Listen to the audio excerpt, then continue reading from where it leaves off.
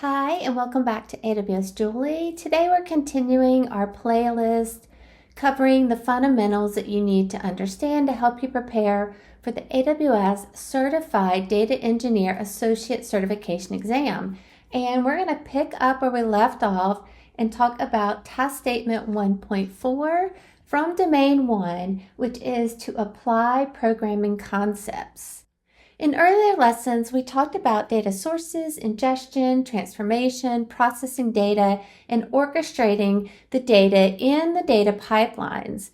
And for this lesson, we're going to dive a bit deeper into data pipelines and how to make your data useful using programming concepts.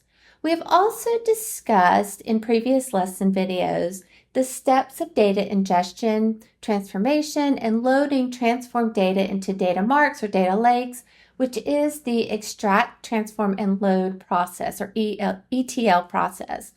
We can combine these individual steps in the ETL process to operationalize and automate how we process data. And there are many different ways that we can transform data, such as converting raw files to Parquet format and partitioning our data set. Some transformations vary based on the data, the specific requirements, and use business logic. Data engineers use raw data sets, combine the raw data sets with other data sets, process the data with different analytical engines, and create a new or different data set or sets. But all of this depends on the business purpose, requirements, and what we're trying to create and more. AWS offers engines for data transformations. So let's start with the structured query language or SQL and talk about the advantages of SQL. The big advantage to using SQL is that it is a standard language and it has been used for years and it's widely known. And you do not need coding skills to use SQL. But code-based approaches to data transformations, such as Apache Spark, can be more powerful and versatile to perform our data transformations. As a data engineer, you need to understand the tools and target for your data. If you're in an environment that is heavily focused on SQL, then using SQL for your transformations is probably the best choice. But if your environment has complex data processing requirements with latency and throughput requirements, then Apache Spark might be the better choice. There are multiple ways to run Spark jobs in AWS.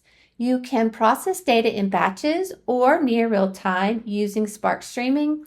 You can also use Spark SQL to process data using standard SQL and Spark ML for applying machine learning techniques to your data. You can also run Spark jobs with AWS Glue, which adds a serverless way to run Spark. And with Amazon EMR, you have a managed service for deploying a cluster for running Spark. You can also use Amazon ECS and Amazon EKS to run a Spark engine in a containerized environment or use a managed service from an AWS partners like Databricks. Here is a question. If you have a target for your data transformations in Amazon Redshift, what do you use to process your data? SQL or Apache Spark?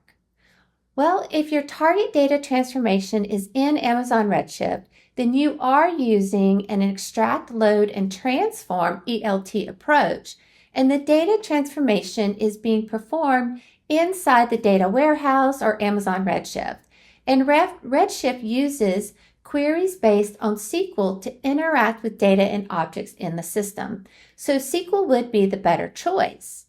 You could use Spark SQL to use SQL for transformation while using the data processing engine to perform transformations rather than the data warehouse. In this case, the configuration would allow the data warehouse to focus on the end user queries while data transformation is offloaded to an Apache Spark cluster. So it would flow as an ETL approach where the data is extracted to intermediary storage. Apache Spark is then used to transform the data. The data is then loaded into the data warehouse. Here is another question. Why do you need to ensure your queries are optimized and processed as quickly as possible? Well, when you run complex queries on large amounts of data, it can take time to process. For example, let's talk about how Amazon Redshift optimizes queries. Amazon Redshift routes a submitted SQL query through the parser and optimizer to develop a query plan. The execution engine then translates the query plan into code and sends that code to the compute nodes for execution. Let's move on and talk about more engines. What engine is available in AWS if you have a framework that consists of multiple open source software packages for working with large data sets, and you need to be able to scale from running on a single server to running on thousands of nodes? Well, you can use Amazon EMR to process and analyze large data sets using frameworks such as Apache Hadoop, Apache Spark, Apache HBase, Presto, Hive, Yarn, Pig, Tez, and more. And these can all be used on fully customizable clusters. With Hadoop, you use all the storage and processing capacity in clusters and run the distributed processing against huge amounts of data. You can ingest data into the Hadoop cluster by using an API operation to connect to the name node. The name node tracks the file directory structure and placement of chunks for each file, replicated across our data nodes. To run a job query, you can provide a MapReduce job made up of many map and reduce tasks that run against the data in HDFS spread across your data nodes. Map tasks run on each node against the input files supplied, and reducers run to aggregate and organize the final output. Hadoop also includes the following frameworks: Spark, which is an open source distributed processing system used for big data workloads. Apache Spark uses in-memory caching and optimized execution for fast performance, and it supports batch processing, streaming analytics, machine learning, graph databases, and ad hoc queries too. Presto is an open source distributed SQL query engine optimized for low latency and ad hoc analysis of your data. It supports the ANSI SQL standard, including complex queries, aggregations, joins, and window functions. Presto can process data from multiple data sources, including the Hadoop Distributed File System, or HDFS, which we just mentioned, and Amazon S3. With Hive, you can use Hadoop MapReduce using a SQL interface for analytics at a massive scale, in addition to distributed and fault-tolerant data warehousing. HBase is an open source, non-relational, just making sure I have HBase in there. HBase is an open source, non-relational version database that runs on top of Amazon S3 using EMRFS or the Hadoop Distributed File System, HDFS.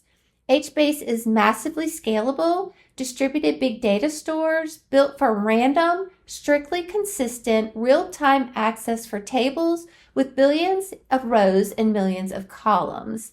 And with Zeppelin, which I don't have on the list, but with Zeppelin, you can use an interactive notebook for interactive data exploration. And in AWS, you can run a number of Hadoop tools such as Yarn, Tez, Pig, and more using the managed EMR service. There are also other AWS services that provide a visual interface, such as AWS Glue Studio, that can help design our ETL jobs that use SQL statements to perform complex transformation for users who do not have Spark coding skills to run SQL-based transformations using the Apache Spark engine. There's also AWS Glue Data Brew that helps you apply transformations to a set of files.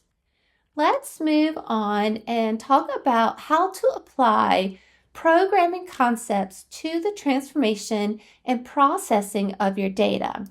Amazon Athena helps you query structured and semi-structured data that is stored in Amazon S3.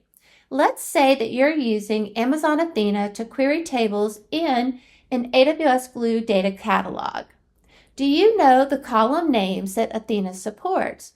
For example, Does Athena support special characters such as forward slashes, spaces, or periods? No. Athena supports column names that contain alphanumeric characters and underscores. For example, the column name /var/log could be renamed to var_log or varlog. For pipelines, infrastructure as code is a core concept of our orchestration systems and touch every stage of the data engineering lifecycle.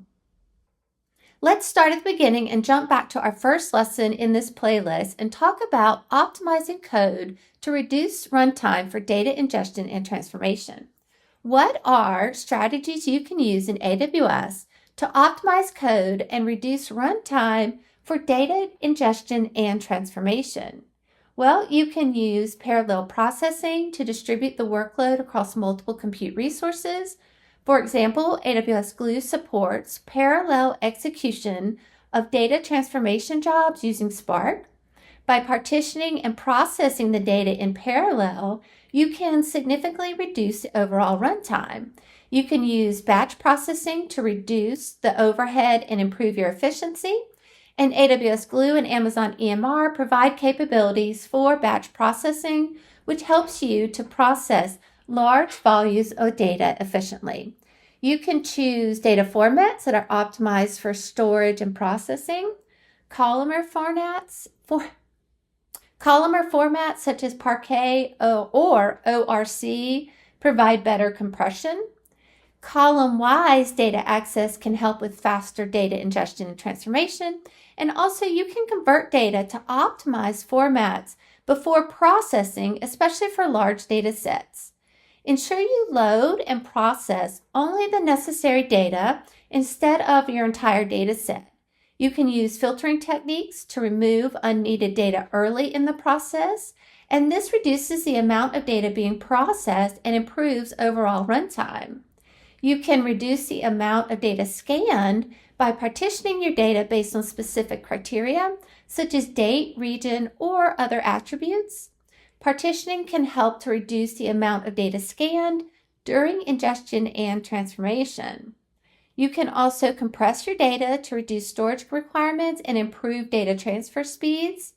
AWS Glue provides built-in compression options for transforming and writing data in compressed formats. And you can choose the appropriate compression algorithm based on the data characteristics and processing tools you are using. Another option is memory optimization and resource allocation for data processing tasks. Ensure you know how to tune the memory configurations and parallelism settings to match the requirements. This helps to have sufficient resources with optimized usage, which can help to prevent performance bottlenecks and improve your overall runtime. We've already talked about query optimization, such as indexing, query rewriting, and proper SQL query design, and we covered using incremental processing to process only the changes or delta data since the last processing run. And then, of course, continually monitor and analyze your performance of your data ingestion and transformation processes. And you can use Amazon CloudWatch to identify bottlenecks, optimize resource allocation, and improve your code for improved performance. Let's jump back to optimizing our code by using automation for all aspects of infrastructure deployment. Using infrastructure as code, or IAC, you can use AWS confirmation templates to specify the definitions and configurations of your infrastructure that you're going to deploy. You could also use the AWS Cloud Development Kit, or AWS CDK, for repeatable deployments. Then for your data pipelines, you can use CI/CD to implement, test, and deploy your data pipelines. There's also the AWS Serverless Application Model, or AWS SAM, to help package and deploy serverless data pipelines such as Lambda functions, AWS step functions, or Amazon DynamoDB tables. For version control, you can use code commit, and once you have your template definition file, You can commit that file to a source code repository, such as AWS Code Commit or GitHub, and then your CI/CD pipeline can be automated to run when a new version of a file is committed to the source control repository. The goal is to optimize your code to reduce runtime for data ingestion and transformation. And I don't know if y'all heard, but AWS Code Commit is coming back. They did de-emphasize that service, but it is coming back, and that is probably going to be a big announcement for reInvent. What AWS service could you use to meet concurrency and performance needs? Serverless applications can improve the performance with parallelization and concurrency. For example, AWS Lambda manages your scaling automatically, but you can also optimize the individual Lambda functions used in your application to reduce latency and increase your throughput. How do you configure your Lambda functions to meet concurrency and performance requirements? First, you ensure your code is optimized. Are you using best practices and the AWS SDKs and libraries? Next, ensure you have an appropriate amount of memory and CPU for your function. Also, configure the concurrency limit based on the expected workload and performance requirements. You can use asynchronous invocation that does not need an immediate response. You can choose to use provision concurrency to pre-warm your function and set appropriate timeout values for your function to avoid waiting and premature terminations. You can also adjust the timeout based on the expected execution time and configure your retry behavior to handle transient errors. Another option is to use provision IOPS for your Amazon EBS volumes for higher I/O performance. If your Lambda function needs to access your resources inside your Amazon VPC, consider the additional latency that this might add. To minimize latency, you could place your function inside the same Amazon VPC and use databases and caches. And of course, monitor that performance of your function to optimize your configurations and code. For the exam, ensure you understand how applying programming concepts and by using AWS services and tools for CI/CD can automate the deployment, testing, and monitoring of your data pipelines for faster iterations, higher quality, and increased efficiency in your workflows. Again, you can use AWS CloudFormation or AWS SAM to automate the creation of your Lambda applications and mount storage volumes within your Lambda functions. Automated tests help to ensure correctness and integrity of your data transformations. But what are other tests you can think of to automate? Well, you can add data quality checks and also schema validation. Let's pause and go back to fundamentals that are needed for this exam. Data engineers need to have a solid understanding of different data structures and algorithms to design and implement efficient and scalable data processing systems. By using the right data structures and algorithms, data engineers can optimize performance, improve scalability, and reduce processing time. Data structures represent data relationships and refer to a way that the data is organized and stored in a computer's memory. They provide methods of sorting and accessing data effectively. Some data structures are relational databases, NoSQL databases, data warehouses, distributed file systems, message queues, tree data, and hash tables. Data engineers need to understand different data structures and be able to choose the appropriate data structure for a particular use case. Algorithms are a set of instructions or rules that computer software, web pages, programs, and hardware use to complete a task. Some examples of algorithms include sorting, searching, shortest path, hashing, graph, and more. Each provides a way to access data, but also to respond to a command in order to complete a task. However, if an algorithm is designed for a specific data structure, using it with a different data structure will lead to inefficiencies in your results. For example, a data engineer might need to implement a sorting algorithm to sort a large data set. They may choose to use an algorithm like quicksort or merge sort, depending on the data size and type. Let's say that you're a data engineer and you need to process a large amount of customer data, analyze that data, and get insights so that the analyst can make further decisions.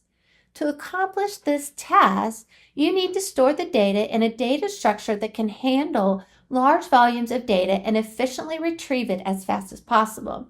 You can use the Amazon EMR with the distributed file system, Hadoop distributed file system to store that data. Then you need to process the data to extract that insight. And to do this, you need to choose the appropriate algorithm to process the data efficiently. You decide to use the MapReduce algorithm, which is a programming model for processing large data sets with a parallel distributed algorithm on a cluster.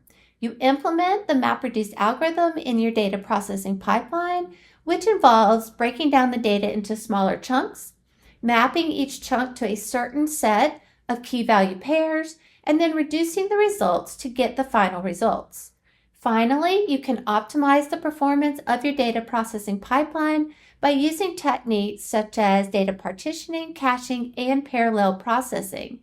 By understanding data structures and algorithms, you were able to design and implement an efficient and scalable data processing system that allowed you to extract valuable insights from your customer data.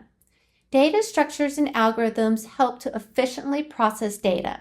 They also help to optimize your data processing pipelines, which improves performance and it reduces the processing time. The faster the data can be processed, the more data or the more value your data will bring. And by choosing the correct data structures and algorithms, you can design your pipelines and systems to scale as needed. And by understanding data structures and algorithms, you can also identify and fix performance issues and optimize your code for efficiency. Let's wrap up this task and this domain, first domain 1, and talk about examples of how a data engineer might apply programming concepts in AWS. Well, for data ingestion, a data engineer might use AWS Lambda to write code that handles data ingestion tasks. For instance, they could create a Lambda function that listens to an event source such as an S3 bucket.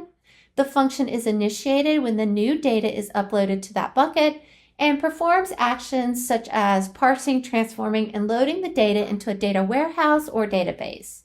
For data processing, you might use Amazon EMR and AWS Glue to write code using programming language like Python or Scala to define your data processing jobs using these services. You can use frameworks such as Apache Spark to distribute and parallelize the data processing tasks across a cluster of EC2 instances. For real-time data processing, you can use Amazon Kinesis and write code to consume and process your streaming data.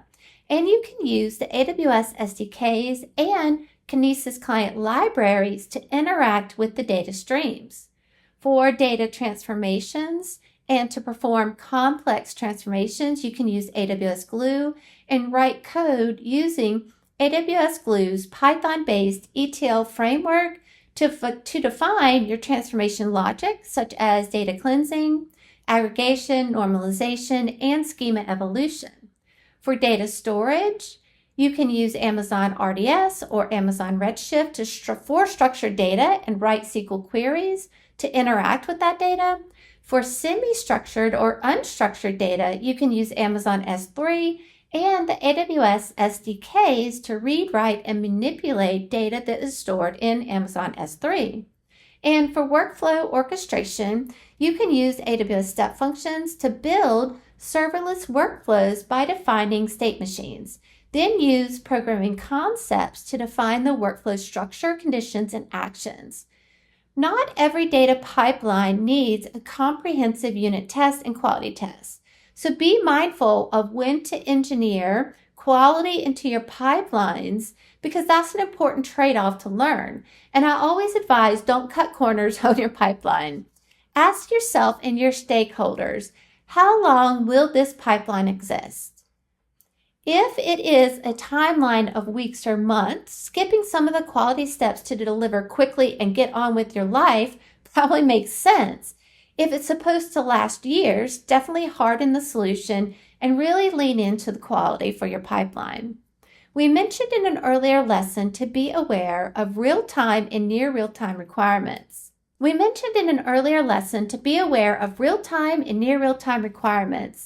Streaming pipelines are hard to understand when to implement. Latency requirements often aren't as precise as they appear or as they are given to you. Many data engineers mistake real-time equals streaming pipeline. Whenever a stakeholder says that they want data in real time, you shouldn't default to Flink, Kafka, or watermarks. You should clarify with precision what an acceptable amount of latency is for this specific use case. Many times when a stakeholder will have a requirement for real time, but instead it can be solved with an hourly batch pipeline.